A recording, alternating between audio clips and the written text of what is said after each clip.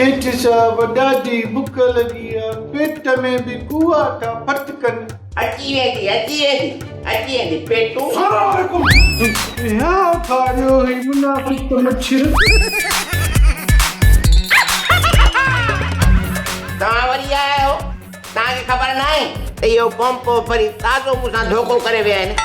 मुंहिंजे माण्हुनि खां लखे रुपया फुरे ऐं फरार थी विया आहिनि। साहब असांजो फ़ैसिलो करे, न त असां वॾो गंदु कंदासीं। रख शर्त। कहिड़ो फ़ैसिलो कयां? तूं त सदाईं गंदु कंदो आहीं, कॾहिं सफ़ाई बि कई अथई। साहब कादन सॼी ॻोठ खां वरिता आहिनि हज़ार रुपया सोटीअ सां कुश्ती विढ़ण जे लाइ। अड़े गुलू, हिनखे हिकिड़े ॾेढ जी गार त ॾेई छॾ दिलि में। कॾहिं माईअ जे मर्द जी कुश्ती थी आहे छा? हाँ तो पोइ सेठ साहब पैसा वापसि वठी ॾे न, हिकिड़ो पासो त खणो न। सेठ धनु धोबी साहब, कुश्तीअ जो भी मुकाबलो थी सके तो? इहो वरी कीअं? सेठ साहब सभई ॻोठ जा मश्किरा पाण में गॾु करे उन्हनि खे पाण में कुश्ती वेड़ायूं। पोइ जेको बि उन्हनि मां ज़ोर थींदो न, उनखे वरी सोटीअ सां था वेड़ायूं। पोइ जेको बि उन मां ज़ोर थींदो, इनाम पोइ उनखे मिलंदो। ॻाल्हि त तो वारी भली आहे, पर हिननि खे इहा ॻाल्हि क़बूल आहे अलाए न? हा असांखे बि क़बूल आहे, छो त दुनिया खे ख़बर आहे त कुश्तीअ में मुंहिंजो वॾो नालो आहे, वॾो। रख शर्त। त पोइ ठीकु आहे, ईंदड़ हफ़्ते खां कुश्तीअ जा मुक़ाबला शुरू थी वेंदा। सेठ साहब भला चांहि मानी जी सलाह ई कोन था कयो, बुख लगी आहे। मानी अलाह साईं जी आहे, हर को वञी पंहिंजे घर खाए बाबा।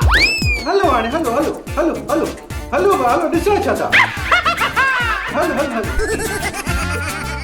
मुहांडो ॾिसे न जेकी मानी खाईंदा। बुतारा मानीअ खाइण लाइ बि मुहांडो घुरिजे। पोइ हिकिड़ो हुयो सुरीलो मुहांडो। ॾिस त सही, मुहारे सवरी जा 6 पर ॾिठई। हाँ टे पर या टे था थियनि। बाबा मूंखे खदड़ा खणी विया।